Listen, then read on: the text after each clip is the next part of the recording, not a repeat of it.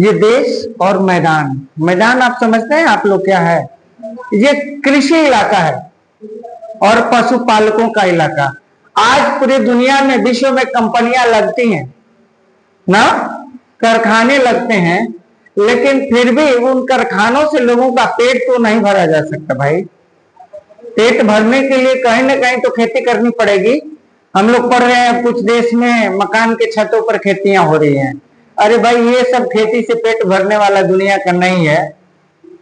छोटे छोटे पौधे घरों और गमलों में उगा के हम लोग कुछ भी कर लें, हरियाली नहीं ला सकते हैं। हाँ, गार्डन जरूर बना सकते हैं थोड़ा मनोरंजन के लिए, लेकिन पूरी दुनिया को ऑक्सीजन की आवश्यकता की पूर्ति अमेजन जैसे जंगल ही करेंगे। ये छोटे छोटे घास के मैदान से नहीं होंगे। तो दुनिया में जो विश्व प्रसिद्ध मैदान है, खेती के इलाके हैं, सबसे पहले मनुष्यों का दबाव, मनुष्यों का बिखराव और उनकी जनसंख्या में वृद्धि इन्हीं मैदानों में हुई थी। क्योंकि रहने खाने पीने के लिए सबको बेहतर विकल्प की आवश्यकता होती है ना, वो बेहतर विकल्प यही मैदान उपलब्ध कराते हैं।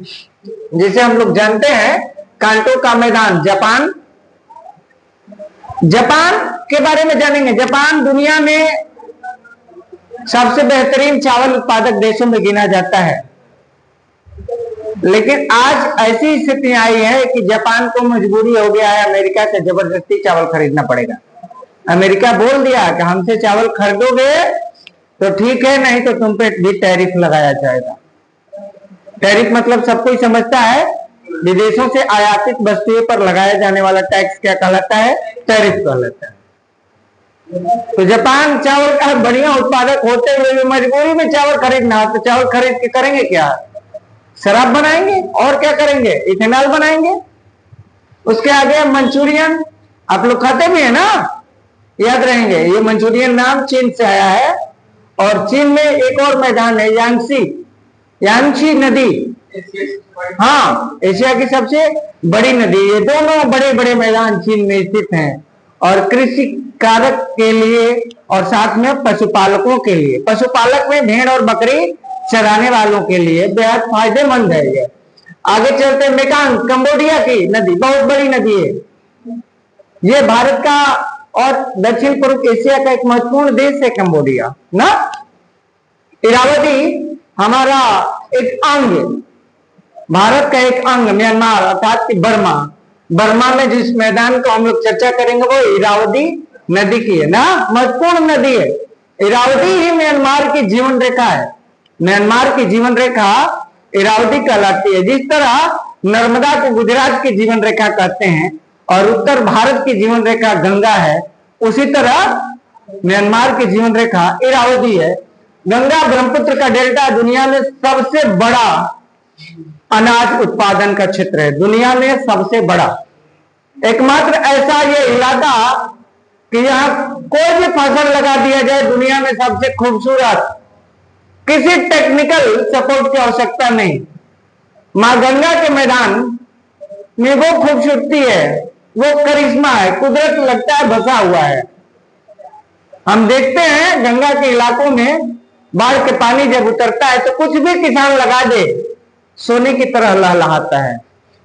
उन्हें यूरिया, डाई, डीएपी इनकी कोई आवश्यकता नहीं होती। दुनिया सर्वसुलभ खेती का स्थान गंगा का स्थान। इसीलिए गंगा का जो इलाका है, दोआब का इलाका, गंगा का जो क्षेत्रीय इलाका, वो सबसे अधिक मानव बोझ को ढोता है, क्योंकि गंगा को मां के रूप में दर्ज किया गया है ना। सिर्फ पीने को पानी ही नहीं मिलता, गंगा के इलाके में भोजन की बड़ी सुलभ व्यवस्था होती है, ठीक। क्योंकि यहाँ जो मैदान है उसमें खेती किसी भी फसल का करिए वो बहुत अधिक बम्पर पैदावार देती हैं। सिंधु और सतलज, भारत का पंजाब का इलाका और पाकिस्तान का सिंध का इलाका, यह कृषि के लिए महत्वपूर्ण है। भारत में तो पंजाब आबाद है, लेकिन पाकिस्तान में तो भाई खेती किसकी होती है? आतंकवाद की, बम और बंदूक की। लेकिन इन्हें मालूम नहीं है कि इनके पास जितने बारूद हैं, पाकिस्तान के पास जितने बारूद हैं, उतने तो मेरे यहाँ बच्चे दिवाली में पटाखे छोड़ देते हैं। सच है। एक बार बजट की चर्चा हो रही थी पाकिस्तान की, तो हम भी थे वहां, सुन रहे थे, बहुत सारे डिबेट चल रहे थे। हमसे भी पूछा गया कि भाई आप इकोनॉमिस्ट हैं, बताइए कुछ, हम क्या उसके बजट की बात करूं। उसका बजट तो भारत में एक राज्य है बिहार, उसके बजट को तो बिहार के लोग हथेली पर रगड़ के और मुंह में डाल के थूक देते हैं, सुर्ती खाते हैं उसके बजट से ज्यादा बिहार के लोग। पड़ोसी है, कमजोर रहे या मजबूत, तंग तो करेगा भाई। बर्तन एक जगह रहता है तो लड़ता ही रहता है, उसका कोई समुचित इलाज नहीं है, क्योंकि बेटा है ना, नालायक बेटा, बेटा को तो जहर दिया नहीं जा सकता है। हम तो मारे ना मारे, बाहर के लोग तो पीटते रहते हैं, थपथपाते रहते हैं, जब जिसकी इच्छा। फुटबॉल की तरह पाकिस्तान बना हुआ है आज। मरे और डार्लिंग, देखिए यहां समझेंगे आप लोग। ऑस्ट्रेलिया में 2 नदियां बहती हैं, ऑस्ट्रेलिया में 2 नदियां बहती हैं, मरे और डार्लिंग। इसे हम उल्टा भी कर सकते हैं, डार्लिंग और मरे, या मरे और डार्लिंग। तो मरा क्यों? तो डार्लिंग के चक्कर में। है?